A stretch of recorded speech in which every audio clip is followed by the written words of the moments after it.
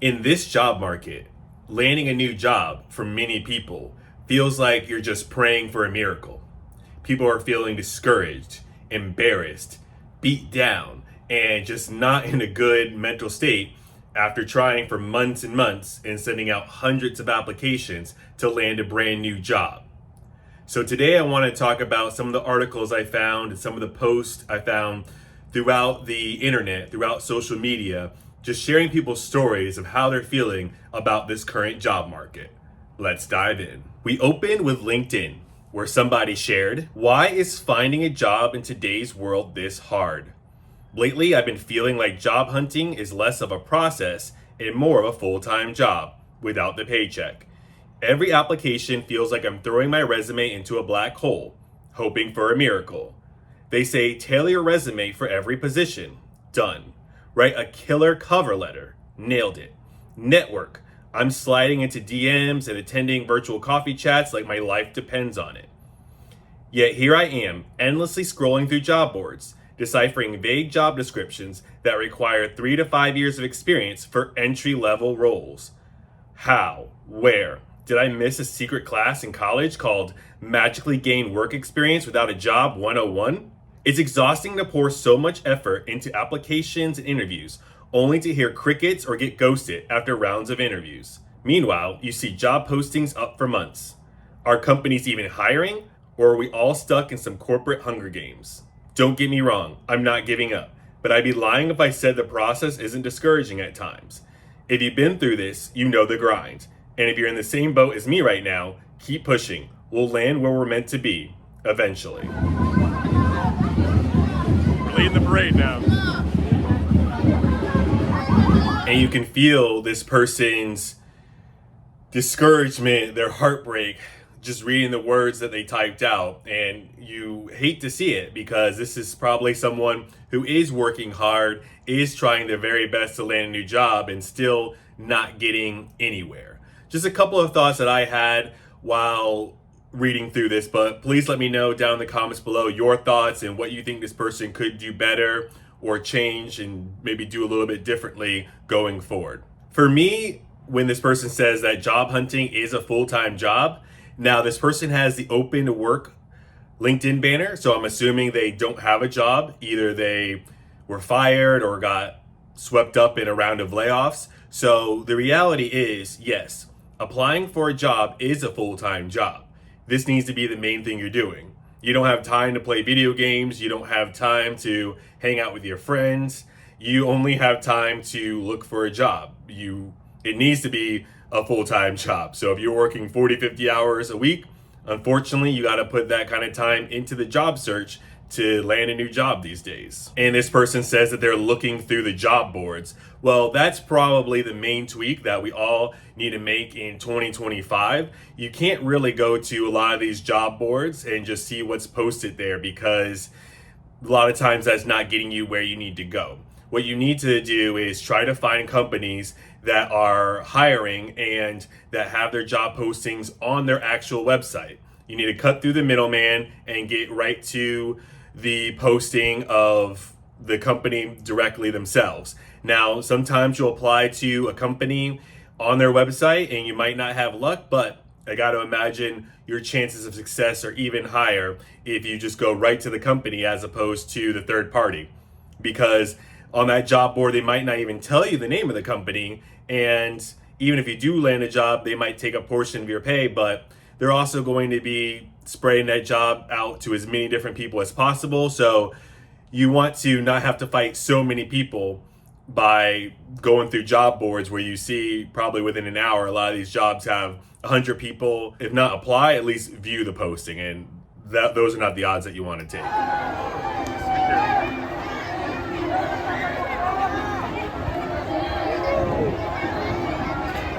And as far as the jobs being listed for months, unfortunately, there's no way for you to know that right away. All you can really do is look for jobs that have been posted within a day or so. Now, hopefully, if you're on their website, you can see what was going on, or maybe you can bookmark a few different companies that really fit your vibe that you want to work for and just refresh those every day. And then when you see a new posting up right away, go and apply for that. You don't want to apply to anything that's been up for even more than a week these days. And it's for sure discouraging, but in 2025, it's about trying to figure out what you can tweak and do better and try to eliminate as much of the competition as possible so that your resume will be seen by the HR person, by the hiring manager. Next, I'd like to thank Andy, who sent me an email. I'm not going to give Andy's last name for privacy reasons, but thank you so much for sending in a job posting that you found that is kind of crazy and it really needs to be read out loud to you guys. So if you have anything you want to send, my email address where I receive stories and examples of some job postings and job requirements is in my about section. So thank you very much.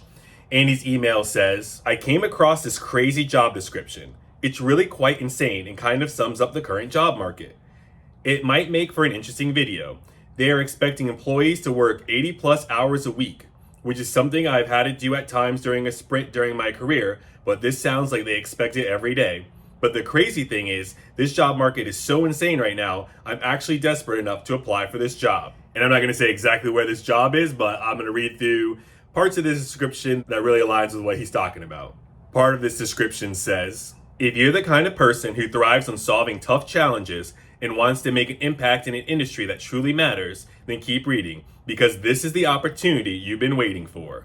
This isn't some cushy, punch in, punch out gig. We're clocking 80 plus hours a week because we believe in what we're building. This is your chance to be a part of something bigger than yourself. We're not just creating a product, we're building the future. And trust us, the future doesn't come easy. It takes guts, determination, and a relentless drive to succeed. If you're the type who's looking to work a 40-hour work week and a comfy office chair, this isn't for you. But if you're the kind of person who sees challenges as opportunities and hard work as a badge of honor, then we welcome you to our organization.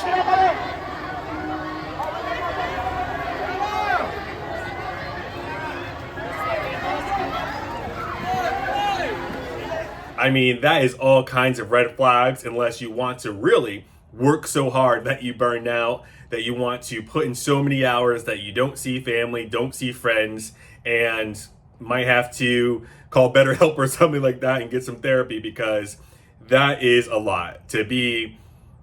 We all know that you're going to be working more than your 40 hours. The whole 40 hours thing is just a matter of, this is how much we're paying you based off a 40-hour work week. So really, when you're asking for money and a salary, keep in mind, if they're saying, oh, you're going to be making whatever, $60,000 for a 40-hour work week. Okay, well, if I have to work 50, 60 hours, and how much am I going to make? It doesn't change, right? So make sure you get enough money knowing that you're going to probably be working more than 40 hours. But to be so bold and so excited and act like it's a positive thing that you're going to work more than 80 hours a week, that you're not just going to be able to work in a cushy chair, that you're not just going to be able to just work 40 hours a week, you have to work 80 plus hours. I mean, desperate times right now. Good luck if you do apply to this job, but wow, I don't know. That I think that would have to be a hard pass for me. But thanks for sharing that description with me, man. Next, we go to Reddit, where this person says, there's jobs out there that are paying $18 an hour and want you to have 2 to 3 years experience and a bachelor's. I'm trying to get a full-time job in customer service, like at a call center, because I'm retired and I have over 10 years of experience in customer service. And they act like you're dumb or you have to go through 2 to 3 interviews and then not get the job. What the heck do they want? And don't even get me started on Aldi. And of course people say, and of course the responses are, I'd like to get you started on Aldi. I want to hear this Aldi story. What the heck is Aldi? Do you guys know what Aldi is doing that's so insane? This is gonna be something that's gonna bother me for a long time. So this person is saying that they're getting $18 an hour and they want you to have 2 to 3 years experience and a bachelor's degree. And we talked about this before. Even if you make $20 an hour, that's not a lot of money. Especially if you do have a wife, you have kids. I mean, maybe if you're a single bachelor and you're living with a bunch of your buddies or you're still living at home, but $18 an hour, especially when you put in all this money to get a bachelor's degree and then you need additional experience on top of that, I don't think that's a good enough salary. And yeah, even if you have a bunch of experience, like 10 years in customer service, they're still making go to 2 to 3 rounds of interviews. Long gone are the days where you'd have an interview, they'd say, hey, hold on, wait a couple of minutes, let us discuss. And, if they wanted to hire you, they'd hire you right there. I mean, even in my career, I've had that happen to me, which was awesome, but that's not happening right now. And Lord knows what Aldi is doing.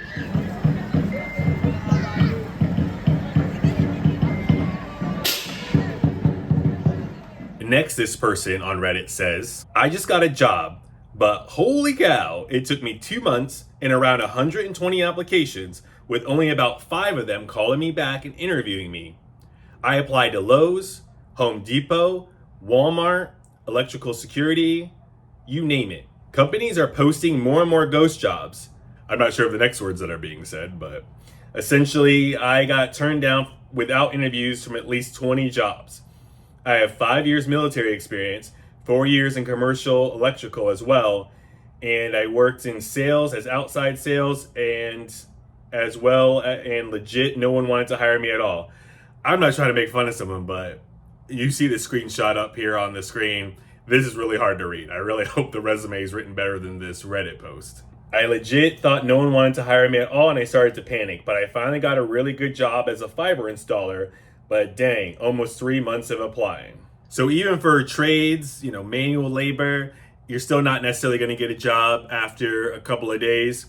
Even with experience, I'm assuming this person had enough experience from what I was trying to assess of this post, but enough experience, manual labor still took this person 3 months to land a job. So it's not the 6, 9, 12 months of maybe some people in the white collar work, but still not a layup to just switch to the trades and automatically get a job. Next on Reddit, this person says, nobody wants to work anymore, which is absolutely what the media and the narrative is about how lazy everybody is. But a response to that was, I've seen postings for $20 an hour in the Seattle area that want a master's degree and bilingual. Whiskey Tango Foxtrot. And someone says same for Los Angeles. And that's what I was kind of saying before. It's like you want to be able to make probably more than $20 an hour if you're living in Los Angeles. I mean, I never lived there, but I got to imagine the cost of living is kind of high, and I don't know how much $20 an hour is really going to afford you, especially if you're not living at home or living with some of your friends. And then, yeah, $20 an hour. It's not just flipping burgers or something like that. They want you to be bilingual, have a master's degree, I'm sure have experience. So that's really tough. But hopefully those are at least in the job postings themselves, so you can just not waste your time with that. That would really stink to spend time customizing a resume, customizing a cover letter, or even network your way into an interview, and then all of a sudden they throw this on you and it's like, wow, okay, I meet all those requirements, but all that for $20 an hour? I don't know about that.